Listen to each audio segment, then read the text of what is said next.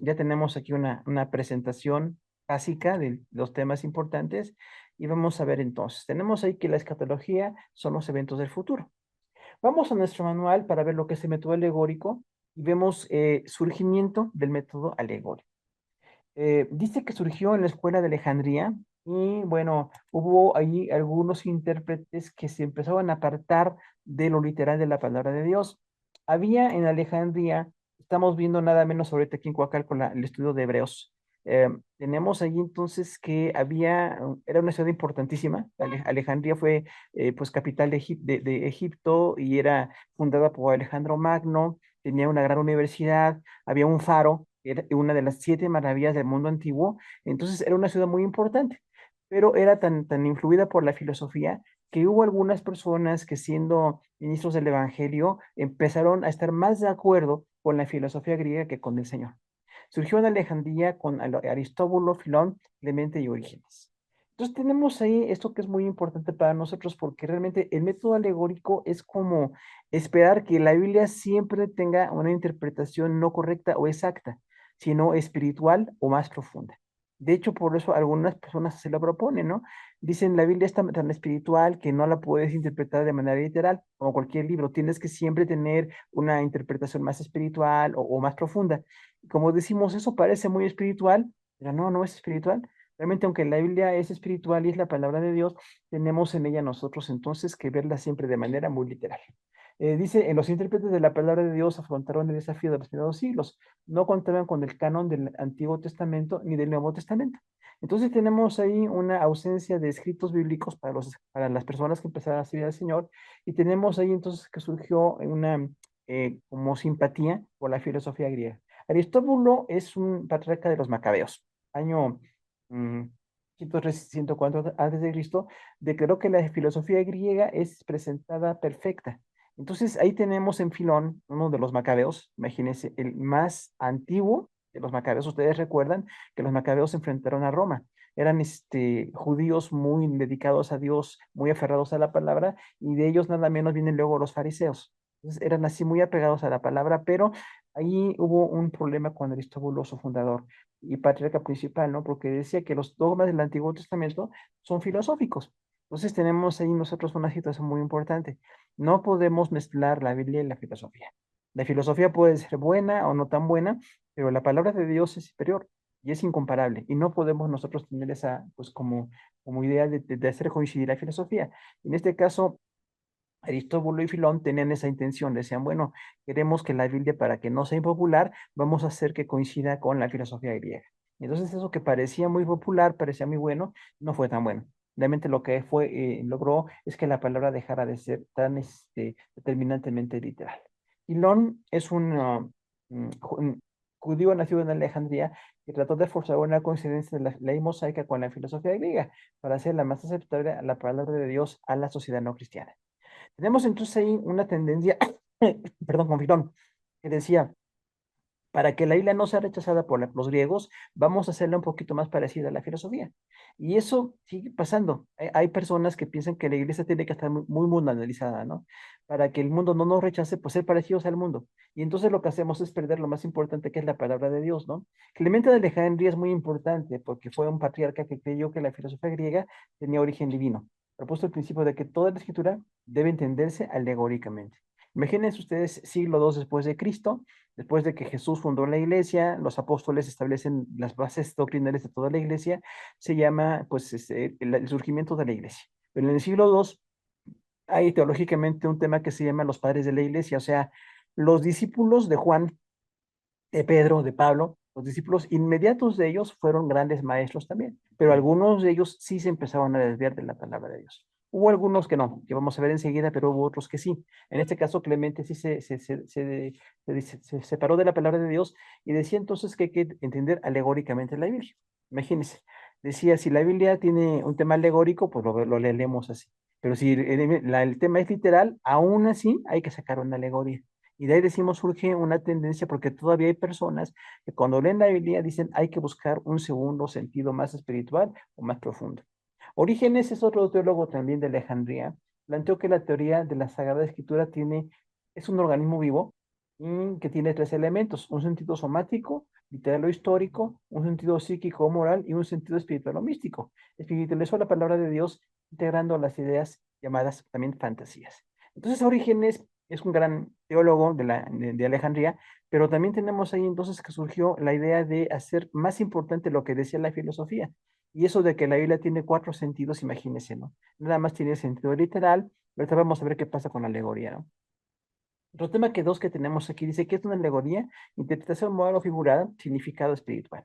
O sea, en la Biblia sí hay alegorías, pero no toda la Biblia es alegórica. Entonces ahí tenemos esa discusión con las personas que están siguiendo la idea, pues, del método alegórico, porque sí tienen la intención de que siempre haya algo espiritual o más profundo, y entonces pueden llegar a muchos errores. Dice aquí que un antecedente de la alegoría es admitir una interpretación moral o figura, agregar un matiz poético al significado de la expresión. Entonces sí hay alegorías en la Biblia, pero no toda es alegórica. Entonces cuando no es alegórica, tenemos que nosotros que pues, interpretarla de otra manera. Vamos a ver lo siguiente. En la Santa Biblia se usan tipos y símbolos en este caso. ¿Qué son los tipos? Los tipos son pequeñas ilustraciones de algo más grande. Es así como una pequeña parte de algo que va a venir. Por ejemplo, aquí tenemos ya en nuestro material 12 tipos de Cristo. ¿Sabía que hay 12 tipos de Cristo? Nada más 12. Antiguo y Nuevo Testamento. Primer tipo de Cristo es Melquisedec. ¿Se acuerdan? Este sacerdote de Jerusalén. La Pascua es tipo de Cristo también. Ahí vienen los textos. No podemos por tiempo ver todos los textos, pero ustedes pueden revisarlos. El maná es tipo de Cristo, porque dice yo soy el pan que vino del cielo. El agua de la roca, tipo de Cristo, porque de Jesús, de la sangre de Jesús brotó la salvación, como de la roca en Horeb brotó agua, que era el milagro que Dios permitió con Moisés. El tabernáculo es tipo de Cristo porque tiene un significado espiritual de la salvación. Tenemos también las ofrendas levíticas, las 5 ofrendas que hay en Levítico, todas ellas tienen algo de Cristo. Desde la redención, el perdón y la comunión, la venida de Cristo, todas están ahí también. El día de la expiación es un tipo de Cristo también porque tenemos en él la salvación. ¿Se acuerdan ustedes que una vez al año el sumo sacerdote vertía sangre y entraba el único día del año que entraba al lugar santísimo del tabernáculo o del templo? Entonces era un día importantísimo, ¿no? Hoy se llama Yom Kippur para los judíos y sigue siendo así importantísimo, ¿no? Los judíos tradicionales lo siguen celebrando. Dicen, bueno, tenemos el día de la expiación. Los corderos del Antiguo Testamento eran tipos de Cristo, porque ustedes se acuerdan que Juan el Bautista dijo, he aquí el Cordero de Dios que quita el pecado del mundo. O sea, de todos los corderos que en el Antiguo Testamento sacrificaron, representaban a Jesús por el perdón de un pecado personal o por buscar la gracia de Dios de manera muy limitada, pero todos representan a Jesús. Moisés es tipo de Cristo, porque Moisés dijo, así como me levanta Dios a mí, levantará un segundo profeta. Esta es la cita en Números y en Hebreos. La serpiente de bronce es tipo de Cristo, ¿se acuerdan? Cuando los judíos pidieron comida de manera muy, pues, irreverente con Dios, Dios mandó serpientes que se los estaban matando, y entonces, como había una mortandad, le dijeron a Moisés, pide misericordia, y Moisés pidió misericordia. Y dijo Moisés, el que vea a esta serpiente de bronce, cuando lo muerda una serpiente, no va a morir. Y fue una, así como una salvación muy especial. Entonces, la serpiente de bronce es tipo de Cristo. David es tipo de Cristo también porque por supuesto el linaje pues real y viene a tener un carácter, pues en la parte donde David se arrepentía, donde David era un buen hombre de Dios, él tenía eso, ¿no? El 12º tipo de Cristo es el sumo sacerdote. Ahí allí representaba como Jesús el que nos representó y nos salvó. Hay otros tipos de otros temas que no queremos ver porque son muchos, pero cuando la palabra diga esto es parecido a o es como, entonces se llama un tipo. Hay tipos de profetas, hay tipos de eventos, hay tipos históricos, pero tenemos nada más 12 tipos de Cristo. Sin embargo, no hay que inventar más tipos, porque también hay personas que a todos le sacan tipos, ¿no? Dicen que Josué es tipo de Cristo y no es cierto, dicen que todo es tipo de Cristo y no es cierto. Tenemos nada más estos 12 temas, ¿no? Los símbolos que son, dice, son objetos usados para representar conceptos subjetivos. Ejemplos, un querubín representó la ruptura de la comunión con Dios y la humanidad, una zarza ardiente fue símbolo de la presencia de Dios ante Moisés, el número, eso 24, el número 70 es usado para representar una multitud, los ancianos de Israel, los enviados por el Señor Jesús para predicar. El Salmo 119, 164, el número 7 es usado como referencia a la perfección. Casi siempre el 7 representa perfección. Isaías 1 y 61 dice, el aceite ilustró sanidad y alegría. Entonces, el aceite era un tipo de sanidad y alegría para los judíos. El fuego puede representar a juicio, en Isaías 31 y 66. En Jeremías 1 y 10 al 12, una vara de almendro representó la inmediatez de la obra del Señor.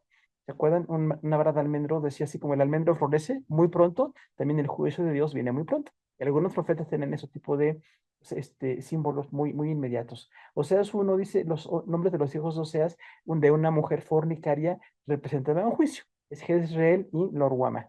Entonces recordamos ahí nosotros que de Oseas, bueno, Dios le permitió, le pidió que se casara con una mujer adúltera, con esos hijos que tuvo con esa mujer, que después fue restaurado el matrimonio, ya viene una señal para el pueblo de Israel. Dice, así como ustedes no están así aceptando a un hombre o una mujer adúltera, tampoco Dios es de Israel hasta que Israel se arrepiente. Entonces son símbolos, ¿no? También hay muchos símbolos en Ezequiel. Hay muchos símbolos en Ezequiel. En la página 8 tenemos que el agua usada para ilustrar la vida abundante por el Espíritu Santo. El agua representa también el Espíritu Santo.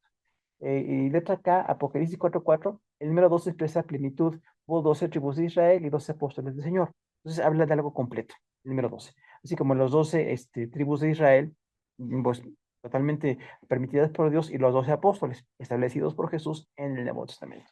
Tenemos en Apocalipsis 12 la mujer y el dragón, símbolos de Israel y Satanás, ¿se acuerdan? Ahí en Apocalipsis 12, bueno, muchas religiones tienen otra interpretación, pero ahí dice nada más que es Israel y Satanás.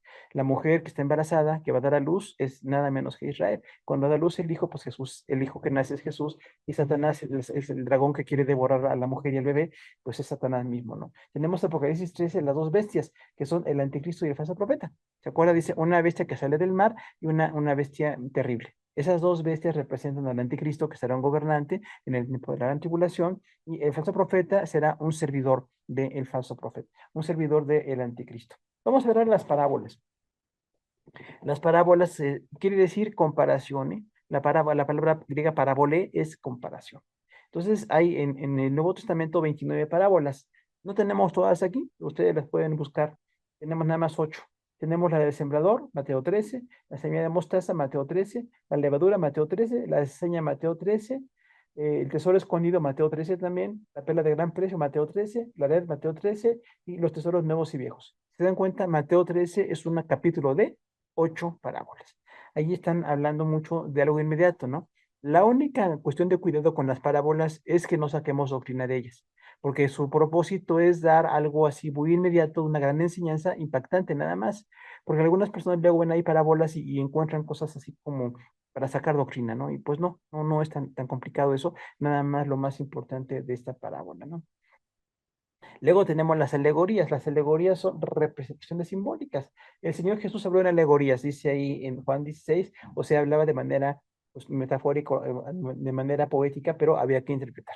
La única cuestión aquí es que cuando alguien habla de manera literal, de manera alegórica a un Jesús, hay que llegar a una conclusión literal. No quedarnos con una idea alegórica sin precisa, porque entonces podemos caer en errores, ¿no? Sara y Agar, en Gálatas, usada por Pablo, dice que Sara es Israel y la iglesia, y Agar es la ley. Entonces, no es que las mujeres tuvieran alguna relación en sí, fueron mujeres de Abraham, ¿se acuerdan? Cuando Abraham cometió el error de tener a su esclava como mujer, y bueno, de esas dos mujeres Pablo usa y dice, una de ellas es libre y la otra es esclava. Entonces, la libre es la que representa la fe, que es Sara, y la esclava es Agar, que representa la ley. Y Pablo habla mucho de eso, ya no estén bajo la ley, ya no se sujeten a la ley, somos libres de la ley por Jesús, ¿no? Es muy importante esto. Ahora tenemos que hablar entonces de la definición de método literal, método alegórico. La decisión considera el texto literal como un medio para llegar a un significado de mayor espiritualidad o profundidad. Tenemos aquí una gran complicación entonces, porque como decíamos, surgió en Alejandría, nada menos una ciudad pues, muy helenizada, o sea, muy griega, con un compromiso muy fuerte con la filosofía griega, y esos principales teólogos dejaron de ser literales y se volvieron alegóricos. Incluso en la actualidad también hay personas que llegan a decir eso, llegan a decir que ellos tienen una interpretación más espiritual, o que no se les tiene que preguntar por qué algo, llegan a conclusiones, cómo interpretan un texto, ¿no? Entonces dice que si el texto literal es un medio para llegar a un significado de mayor espiritualidad, entonces el texto literal no es importante para ellos. Dicen, es así como un medio nada más, no tan importante, y lo importante es encontrar el significado espiritual. Y de ahí que sacan muchas cosas, ¿no? Sacan muchas cosas de interpretaciones, hacen coincidir palabras que no tienen nada que ver una con la otra, y entonces tenemos ahí como que parece muy espiritual, pero sí como surgió en Alejandría como un error de de interpretación con la filosofía griega, Hoy día también tenemos que señalarlo. No estamos de acuerdo con nadie que interprete alegóricamente la palabra de Dios, porque tenemos que llegar a algo realmente de conclusión, ¿no? El riesgo de método alegórico es que no interpreta la palabra de Dios y la autoridad pasa de las escrituras al criterio del intérprete y es imposible evaluar el producto interpretativo. ¿Qué tenemos aquí? Las personas que todavía sostienen que hay que interpretar de manera alegórica toda la Biblia, o sea, hasta lo que no es alegoría, meter alegorías, tiene muchos riesgos. Primer punto, no interpreta la palabra de Dios. ¿Por qué? Porque la palabra de Dios es proposicional. O sea, cada una de las palabras, de los verbos, de los tiempos, de los adverbios, todo lo que está ahí, las reglas gramaticales son importantísimas para que entendamos lo que estamos leyendo. De hecho, en la Reforma Protestante se dio esa idea. Hay que interpretar bien toda la palabra. Y esto de no interpretar la palabra nos lleva otra vez entonces a una serie de desajustes, ¿no? Otra vez la autoridad de las pasa de las escrituras al que intérprete. No sé si han escuchado personas que dicen, Dios me reveló a mí esto, Dios me dijo esto, Dios me mostró esto, y es algo que no está en la Biblia, que no está ahí literal, y entonces parece espiritual, pero no es espiritual. Llega a ser como un gran abuso del intérprete, ¿no? Y es imposible evaluar el producto interpretativo. O sea, a una persona que todavía propone interpretar la palabra de manera alegórica, no le podemos cuestionar, porque dicen que son espirituales, que son autoridades y nadie les puede decir nada. Entonces, no se puede evaluar su interpretación. Y ahí tenemos un gran error, ¿no? Incluso hay personas que son muy imaginativas. No sé si han escuchado a alguien que diga, yo me imagino esto. O sea, nadie que predique la Biblia tiene que imaginarse, porque tenemos tanta palabra, desde Génesis hasta Malaquías y luego desde Mateo hasta Apocalipsis, toda la Biblia, que no podemos andar imaginando unas cosas, porque eso imaginarnos es darle lugar otra vez a que el intérprete tenga más importancia que la palabra de Dios. Entonces tenemos que corregir eso, ¿no? Vamos a ver ahora el método literal, que es el siguiente método, y dice, da a cada palabra el significado de su normal y ordinario. Antecedentes históricos en Antioquía. Valores del método literal. Ahora, el método literal entonces es lo opuesto al método alegórico. Así como el método alegórico dice que toda la Biblia hay que interpretarla con alegorías, o sea, con algo como espiritual, lo más profundo, el método literal es lo opuesto. Tenemos que ver palabra por palabra. También se llama gramático histórico porque tiene que ver todo lo que dice la palabra del Señor. Entonces, a cada palabra hay que darle el uso normal y ordinario. Nada más cuando nos damos cuenta, como en Galatas 4, que dice Sara y Agar, que es una alegoría, o cuando Jesús hablaba con alegorías o algo así, o las parábolas, que son alegóricas, pues entonces tenemos que dar una interpretación literal de eso. Pero fuera de esos pasajes que no son muchos, realmente son pocos los pasajes de alegoría en la Biblia, siempre tenemos que interpretar de manera literal. O sea, ¿cuál es el uso normal de cada palabra? La palabra Dios, la palabra Jesús, la palabra iglesia, la palabra comunión, santidad, justicia, todas las palabras tienen que ser interpretadas de manera directamente literal, porque entonces no damos lugar a una como imaginación. El antecedente histórico fue en Antioquía. El método literal está en Antioquía y vamos a ver por qué. La escuela de Antioquía mantuvo un método exegético. Sus interpretaciones son muy cercanas a la teología de la Reforma. Tenemos aquí algo muy interesante. ¿Recuerdan quién fundó la iglesia de Antioquía? Bernabé y Pablo. Ahí en Hechos, ¿no? Dice que estaban ahí predicando en Antioquía y sí fue tan importante el ministerio de Bernabé y Pablo que todavía, más o menos en el año 1000 después de Cristo, todavía había una pequeña congregación. A pesar de toda la cuestión histórica, era pues una iglesia de mucho tiempo, ¿no? Pero la base de la iglesia en Alejandría era que todo fuera literal. Y ahí tenemos entonces nada menos que Pablo, el gran maestro, siempre literal, siempre gran maestro, interpretando espiritual con revelaciones y visiones, pero siempre decía hay que interpretar la palabra de Dios. Entonces tenemos ahí algunos representantes. Está Diodoro de Tarso, en prolífico escritor, su concepto consistía en mantener la interpretación gramatical y evitar el trasfondo alegórico. Murió en el 394 después de Cristo. Otro maestro fue Teodoro de Mopsuestia, de Cilicia. Propuso que los pasajes bíblicos se estudien como un todo, no aislados, y examinar la fraseología para llegar a una exégesis. Aquí tenemos entonces una conexión con los grandes fundadores, el apóstol Bernabé y el apóstol Pablo. Decía que como todo era literal, entonces estos padres de la iglesia, si se fijan, Diodoro de Tarso, nada menos de donde nació Pablo. O sea, la Biblia termina con Pablo. Pablo, gran maestro, y es de Tarso y muere. Pero después él dejó un discípulo. La Biblia no lo menciona, pero Diodoro de Tarso fue un prolífico escritor y siguió la escuela de Pablo. Decía, todo tiene que ser literal, no podemos imaginarnos, no hay que meter a la Biblia algo que no está, tenemos que esforzarnos en que sea totalmente literal. La Biblia es como un documento, ¿no? Y el segundo fue Teodoro de Mopsuestia. Mopsuestia es Cilicia. Cilicia es donde nació Pablo también. Entonces era muy cercano al ministerio de Pablo. Dice ahí que los pasajes bíblicos se entienden como un todo, no aislarlos para que haya un exégesis. Y ahí decimos entonces, todavía en la actualidad, algunos maestros dicen, la Biblia se interpreta a sí misma, o sea, no me puedo imaginar cosas, no puedo meterle nada de que Dios me reveló, Dios me dijo, Dios me mostró, porque tenemos ahí una tendencia muy, muy alegórica, ¿no? Vamos a ver ahora los valores de método literal. Tenemos aquí a 8 incisos. El significado literal es usado en todos los idiomas. B, las palabras tipos alegorías o símbolos surgen del significado literal de las palabras. C, la mayor parte de la Biblia está escrita en sentido literal. D, el método gramático histórico directo de los pasajes escritos con lenguaje figurado. E, es un límite para la interpretación del intérprete. Y F, tiene una directa relación con la realidad de la inspiración de las escrituras en la Biblia.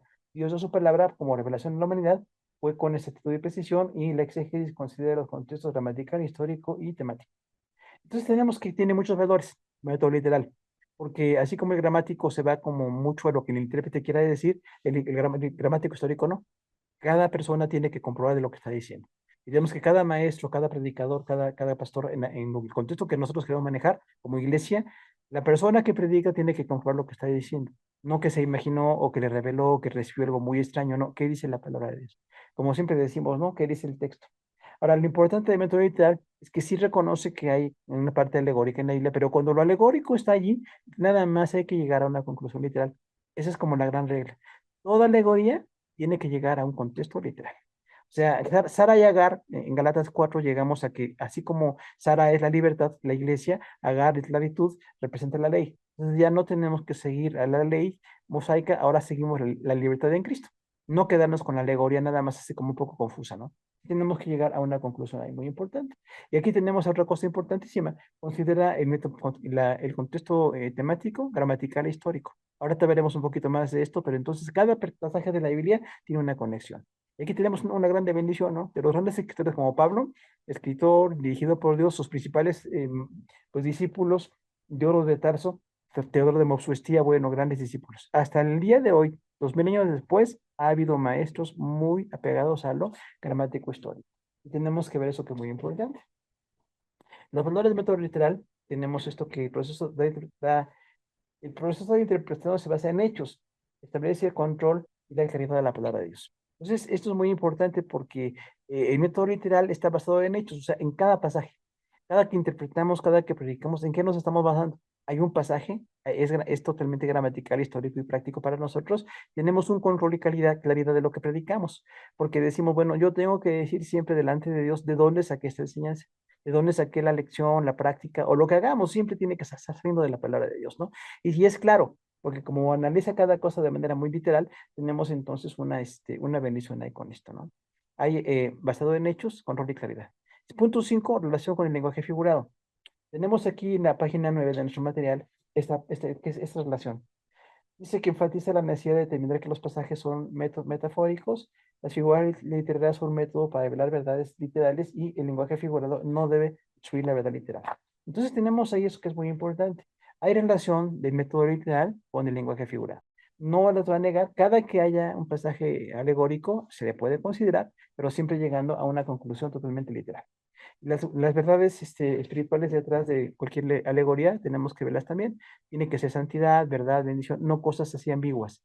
Porque hay ocasiones que algunas personas predican en la iglesia y nunca es claro. Como que no se puede llegar a una claridad, es muy espiritual la persona, no le entendemos lo que dice, y eso no es espiritual, más bien es así como un poquito de fracaso, ¿no? Porque un buen maestro tiene que ser entendido. Un buen predicador, un buen maestro, tenemos que ser entendidos. Nos dedicamos a estudiar y que la gente entienda lo que estamos diciendo, ¿no? El lenguaje figurado no debe destruir la verdad literal. Tenemos ahí entonces algunos contextos histórico, temático y gramatical. Lo explicamos brevemente, por cuestión de tiempo, qué es lo histórico. Todo lo que rodea un pasaje históricamente. Lo que fue la geografía, sucesos, datos geográficos, contenido cultural, referencias de animales, incluso vegetales también hay. ¿Qué hubo alrededor de, para ver nosotros una situación que está pasando el día de hoy, ¿no? Por ejemplo, ustedes ven que dice que Jesús se cansaba, ¿no? Yo he escuchado algunas personas que dicen que Jesús estaba enfermo, porque Jesús se cansaba. Pero cuando vemos que Israel mide unos 60 o 70 kilómetros, ir del norte al sur no está tan fácil, eran varios días. Después de días de estar viajando en aquellos desiertos, pues claro que se llegaba cansado, ¿no? Y dice, Jesús se cansó y estaban predicando y se cansaron. O sea, no saquemos alguna otra aplicación ahí como que no existe, porque realmente hay personas así que dicen, ¿por qué dice esto, no? ¿Qué fue lo histórico? Desde Moisés, ¿dónde vivió Moisés? Creado en Alejandría, ¿no? Nada menos Alejandría también Moisés, y tenía como una relación con los egipcios. Y cada uno de los escritores Antiguo y Nuevo Testamento tiene un contexto histórico. No podríamos Apocalipsis separarlo del siglo I después de Cristo. La iglesia muy perseguida, la iglesia con una gran aflicción, pero la iglesia que tenía que ser llamada a ser fiel. Entonces, hay algo histórico detrás de lo que estamos diciendo. Incluso el día de hoy tenemos un contexto histórico. Todos nosotros tenemos alguna situación histórica que nos rodea y en base al histórico que nos rodea, a veces hay pues, preocupaciones, hay tendencias, hay prácticas, pero todo esto nunca tiene que separarnos de la palabra de Dios. ¿Qué es el contexto temático? O sea, ver el tema en toda la palabra. Contemplar el tema en un párrafo, observar su uso en el libro particular, consultar el tema en ambos testamentos y considerar los pasajes para ellos. Usted recuerda el tema en toda la Biblia. Por ejemplo, el tema de la mujer es muy amplio y algunas personas han sacado conclusiones muy erróneas porque no ven todos los textos. Pero decimos, si yo veo todos los textos de un tema, entonces ya tengo el contexto temático. Si no tengo todos los textos, estoy predicando de manera incompleta. Cuando un tema no es muy extenso, es un tema cortito, bueno, pues entonces el tema es corto, ya lo buscamos, pero hay que siempre ir a una buena concordancia, ¿no? Incluso como estudiantes les recomendamos eso, consígues una buena concordancia para que vean el tema ahí. ¿Qué dice del amor, de Jesús, del matrimonio, de los hijos, de la familia, de la santidad, de todo lo que queremos ver como un tema? ¿Cuál es el tema en general? El tema en general puede ser muy extenso. Entonces, para que no lleguemos a una interpretación errónea, hay que ver esto que es temático. Y gramatical es que el idioma, hay que ver el idioma, desde los idiomas al Antiguo Testamento y Nuevo Testamento hasta nuestro idioma. Dice que el idioma hebreo enfatiza la intensidad de la acción, el idioma griego lo caracteriza la expresión gramatical y estudie en detalle las palabras, relaciones de sintaxis y estudie los modismos. Entonces, lo gramatical es el idioma. El idioma es tan importante que tenemos siempre que estar analizando muy, muy bien. Recordamos, el idioma griego es muy preciso, incluso muy más preciso que el español. Es así, muy complejo de entender. Pero el griego no. El griego enfatiza la acción, o sea, es muy intenso a veces. No tan preciso, pero muy intenso. Entonces, todo el Antiguo Testamento puede ser muy intenso y el Nuevo Testamento muy preciso. Entonces, si yo estoy leyendo un pasaje que originalmente fue dado en hebreo o en arameo, recuerden que Daniel, desde el capítulo 2 al capítulo 7, está en arameo. Y muchas partes del Antiguo Testamento en arameo. Entonces hay que ver cómo era ese idioma, qué significaba en ese contexto. Porque si separamos el idioma de que se dio la palabra, nos separamos un poquito de la realidad. Tenemos que ver los idiomas, ¿no? Y no me digan el griego que es tan preciso, tan complejo. Bueno, también tenemos que ver por qué hay esas relaciones de sintaxis, ¿no? Y los modismos también, ¿no? Usted se acuerda de los modismos, o sea, cuando dice Salomón, cuando dice Roboam, voy a castigarlos con escorpiones, no dice que eran insectos, los escorpiones eran como fuetes con un poco de metal que castigaban a la gente. Entonces ahí dice, los voy a castigar, ¿no? Y en muchas ocasiones, cuando dice también la palabra del Señor, que entre un camello por el ojo de una aguja, no es la aguja de coser, sino que se llama la aguja a la entrada de una calle. La entrada era ancha y luego se hacía más angosta. Incluso hasta el día de hoy en la vieja Jerusalén todavía dicen que es así, ¿no? La calle empieza muy ancha y se va haciendo muy angosta. Entonces la aguja no es para coser, la aguja que dice que el camino pasa es esa calle. Entonces, si no vemos los contextos y los modismos, podemos tener ahí una situación de complicación. Punto 7, consideraciones adicionales. O sea, determinar si se trata de un pasaje histórico, poético, doctrinal o epistolar. En pasajes proféticos, interpretar de manera literal, de la manera con la profecía bíblica, observar la perspectiva de la profecía, pasado, presente, futuro, y estudiar los pasajes donde no hay doble cumplimiento. Involucrar los tiempos como un tiberio babilónico, día del Señor, regreso a Babilonia, dispersión de Israel, el milenio o la profecía y la cristología. Entonces aquí esto es adicional, ¿no? Estamos viendo un pasaje histórico, o sea, es historia, como en el caso del Pentateuco, totalmente histórico, o si es temático. Cuando hablamos el Nuevo Testamento, las epístolas son temáticas, la de corrección, de bendición, de permanencia, o si es algo muy gramatical, ¿no? En este caso hay partes que tenemos que ver exactamente qué sí quiso decir gramaticalmente al original para que luego lo traslademos en nuestro tiempo, ¿no? Y luego tenemos que ver también que hay algunas profecías de doble cumplimiento, o sea, hay ocasiones en que una profecía se refería, por ejemplo, a los hijos de Isaías y también a Jesús o se refería a los hijos de Oseas y también al cautiverio y al castigo por Israel. O sea, eso se llama doble referencia, porque un mismo tema se aplica a dos personas o a dos situaciones eventuales. Entonces hay que ver cuando se doble referencia a quién más se refirió y qué significó en ese tiempo y qué significa en el tiempo más amplio, ¿no? O en el tiempo más importante. Si fue en Babilonia, ahí en el cautiverio, si fue cuando en el día del Señor, cuando Jesús regrese para juzgar, o la dispersión de Israel, años 70 después de Cristo, ¿no? Tenemos entonces que ver esto, porque de manera muy concreta vemos ahí cómo se fue haciendo todo el milenio también. El milenio es muy importante porque hay pasajes que hablan del milenio y no siempre, por ejemplo, cuando vemos Apocalipsis, si habla del milenio, ya estamos hablando del gobierno de Jesús en la tierra. Israel como gobernando con Jesús, la iglesia gobierna en el mundo con Jesús, pero si no es el milenio, no estamos hablando de esos temas. Entonces, hay personas que confunden esto, pueden tener algún error ahí. Entonces, terminamos la hora 2, hermanos. No sé si hay alguna pregunta o comentario para después continuar con la 3 y la 4.